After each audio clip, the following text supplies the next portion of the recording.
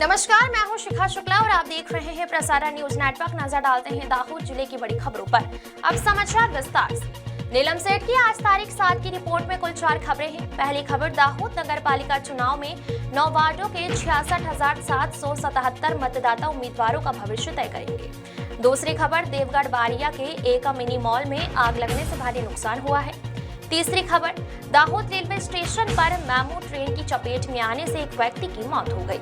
चौथी खबर, जवेसी गांव में एक हिंसक जंगली जानवर द्वारा गाय का शिकार करने से दहशत फैल गई है।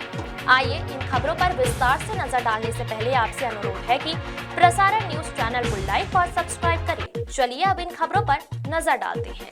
गुजरात राज्य चुनाव आयोग द्वारा स्थानीय स्वराज्य संस्थाओं के सामान्य उपचुनाव अप्रैल 2024 कार्यक्रम की घोषणा कर दी गई है। इस घोषणा के साथ ही जिले के राजनीतिक गलियारों में काफी सरगर्मी छा गई है। इसके तहत दाहोद जिले में नगर पालिकाओं के सामान्य चुनाव और तालुका पंचायतों के सामान्य चुनाव आयोजित होने वाले हैं। इसके लिए 26 अप्रैल 2024 को मतदान होगा। साथ ही 28 अप्रैल 2026 को मतगणना की जाएगी। इस संबंध में दाहोद जिला पंचायत, तालुका पंचायतों और नगर पालिका चुनाव के लिए संख्याकीय जानकारी और मतदाता सूची का विवरण जारी कर दिया गया है, जिसके तहत दाहोद नगर पालिका चुनाव 2026 के अंतर्गत चुनाव आयोजित होंगे। इसमें कुल 9 वार्डों के लिए चुनाव होने हैं। कुल 56 मतदान केंद्रों पर मतदान होगा।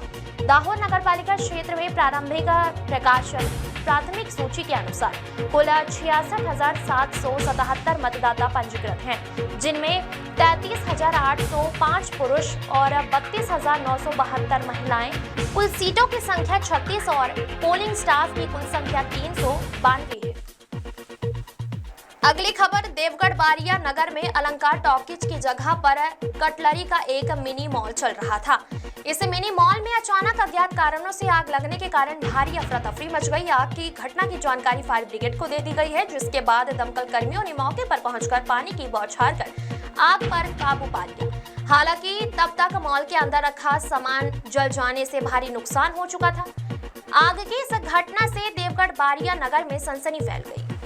अगली खबर, यात्रियों को ट्रेन में यात्रा करते समय बहुत सावधानी बरतनी पड़ती है। जरा सी चूक होने पर जान का जोखिम पैदा हो सकता है और जान भी जा सकती है।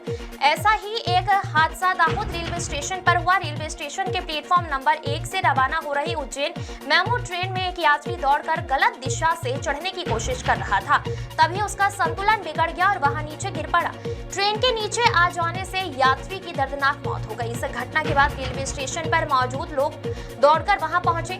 रेलवे पुलिस ने घटना के संबंध में कार्रवाई करते हुए यह पता लगाने की जांच शुरू कर दी है कि यह यात्री कहां का रहने वाला है और उसके परिजनों की तलाश की जा रही है। इस घटना के बाद से शहर में गमगीन माहौल छा गया है।